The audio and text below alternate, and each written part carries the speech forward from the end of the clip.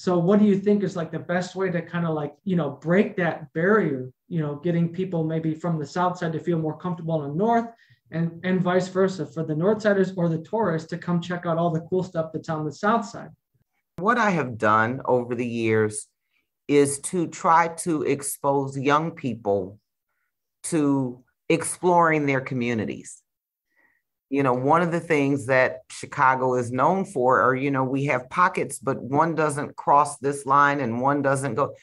There are kids that have never been downtown. There are kids who have never been to a restaurant where there is silverware and a tablecloth, where they're not ordering from the wall. It is our responsibility to expose them to all the opportunities in life.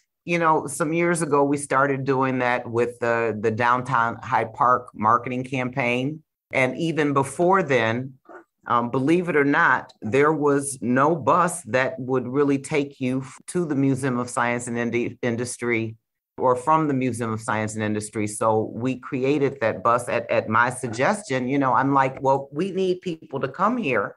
And for people that don't drive, we need to have a way for them to come. We are part of the museum campus, if you will. We're not connected. We are still part of the museums within the city of Chicago.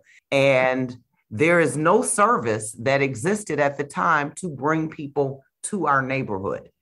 And so, we still struggle with that as a community.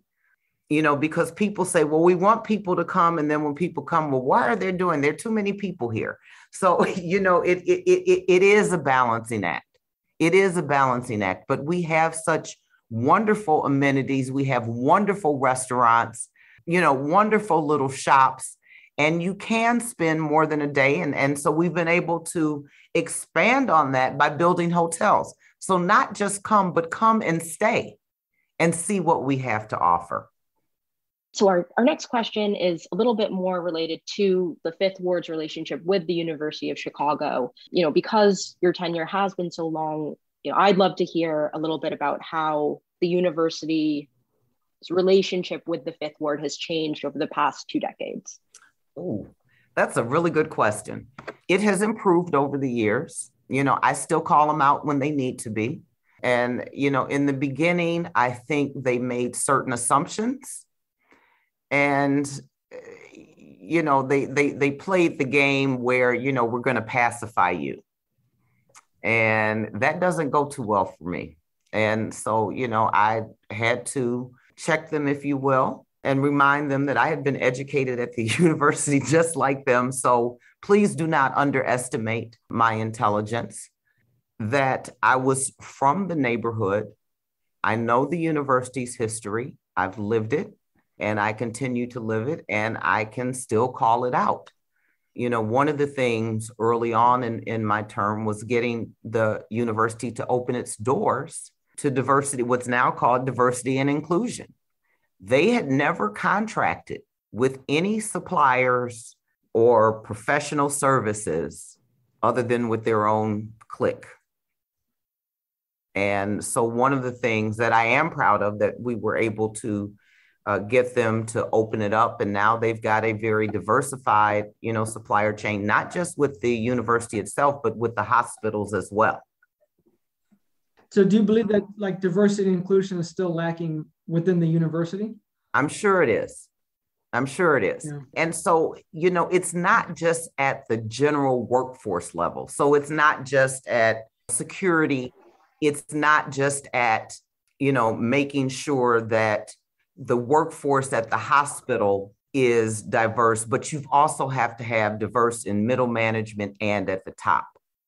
And I think that's really important because a lot of people just think diversity. They just think just the regular workforce, and they don't think professional services. They don't think, teachers. They don't think classrooms. That's the thing. You have to have more than a figurehead, right? You've got to establish some metrics and meet those metrics. So this is the direction that it's going in, because I think over the years it got lost in, well, we've got one person that's diverse and, that's going to solve the whole problem. No, it doesn't. And I think the university is always looking for ways to change. But one of the sticking points that I have with the university that is decades old, and we have been able to make no headway, is that I do not understand. They talk about they're interested in the community.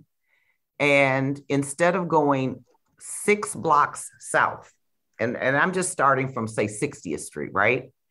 Go a few more blocks to 67th Street to include the communities of South Shore.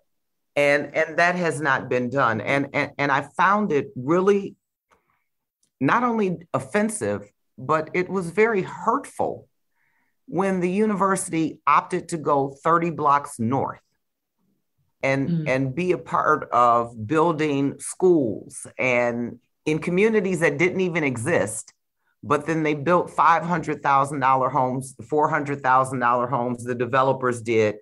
And so the university wanted to surround themselves with that, and not in the community where a lot of their employees come from, like Woodlawn and South do you think Shore. Those are the communities that would benefit the most from outreach from the university? Absolutely. And you believe it's currently lacking?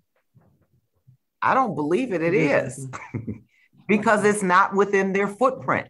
And so let me just tell you a story, a short story, if you will. So the university's footprint used to be ever present in South Shore. When I grew up, when my family moved to South Shore while I was still attending the lab school, there was a University of Chicago bus that went all the way to 79th near Rainbow Beach and picked up the people that lived on South Shore Drive and came down 68th Street and went through the Highlands all the way to Stony Island and then headed back to the university. So it is not incomprehensible that they could do this. A lot of their professors, a lot of their doctors lived in South Shore.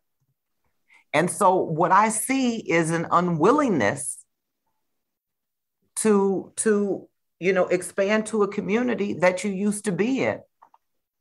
No, definitely. And I think that's something that comes up a lot in the university in discussions is this issue of safety, or at least how they're defining what safety looks like.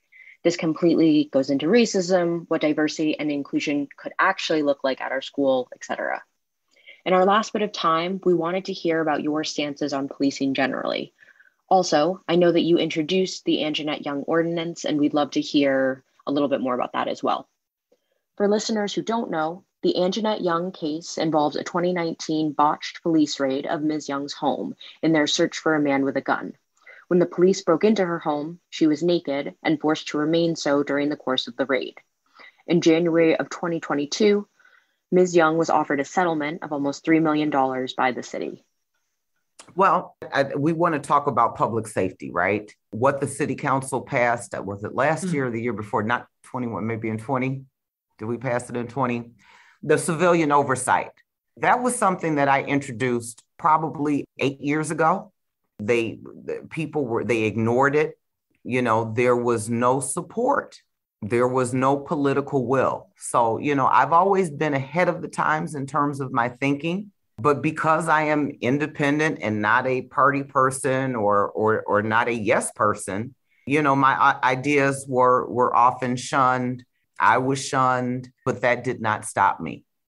And, I think the point there is, if you are persistent, justice will prevail.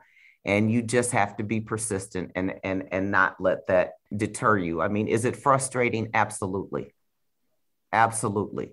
As someone that has been pulled over for no reason other than the color of her skin, even though I may have this title, it does not stop me from being a Black woman in the city of Chicago, nor does it shield me from any of the things that happen to everyday people. In terms of Anjanette Young, it was more than sad. It was pathetic that a videotape could exist and nobody thought enough of it to see that there was something wrong with what was happening. So we have the ordinance, and some parts of it are good, some parts of it are a little bit extreme.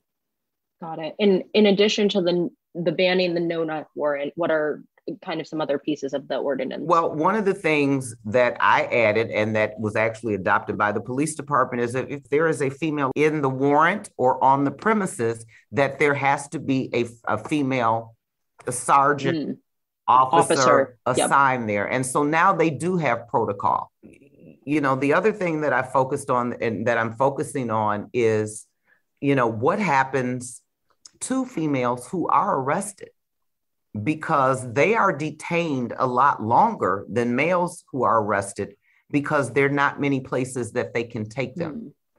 You know, when we talk about criminal justice reform, when we talk about our police department, we have to talk about it holistically.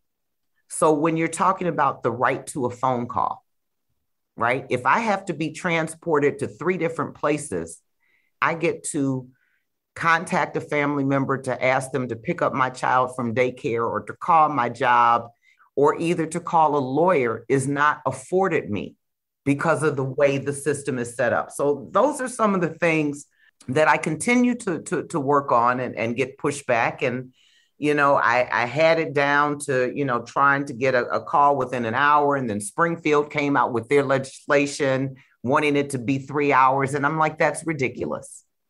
So you're not just fighting at the local level, you're fighting at the state level, people that don't want change. Well, thank you so much. And I know that our time is coming to the end. Eric has just... Oh, wow. It's gone by so quick. It's flown by.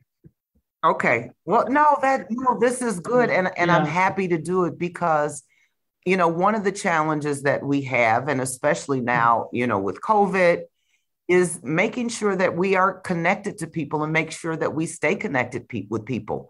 And, you know, because the community changes daily, especially with the students from the university, some of them may not know the history. Some of them may not know, you know, what 53rd Street looked like before.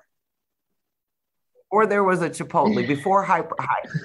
You're saying there was a time before Chipotle? Yes, there was a time before Chipotle, wow, where Harper Court was actually a court.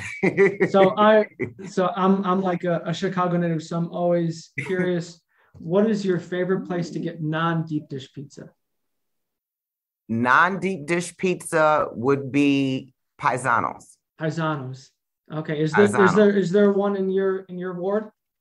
No, there is not. I would love to have one. If Paisanos is listed, we'll make sure the owners. Yeah, we'll make sure the owners give them a little shout out at the end with our end credits. Okay. Thank you so much, Alderperson. I know you have to jump off. So. All right. Thank you. Bye-bye. Thanks for listening. Tune in next time for an interview with Maria Haddon, Alderwoman for the 49th Ward on the far northwest side. And Paisanos, if you're listening, consider opening up a shop in Hyde Park. We'd be happy to be your first customers. This podcast was produced, recorded, and edited by myself and Eric Gebber. A huge thank you to Alderwoman Hairston for her time and energy, not only for this episode, but every day as an elected official. We'd also like to thank Elliot Danis for his help on the research side, and our graphic design was done by Olivia DePriel. As always, shout out to the University of Chicago Public Policy Podcast. They just keep cranking out good content. Thank you, and we'll see you next time.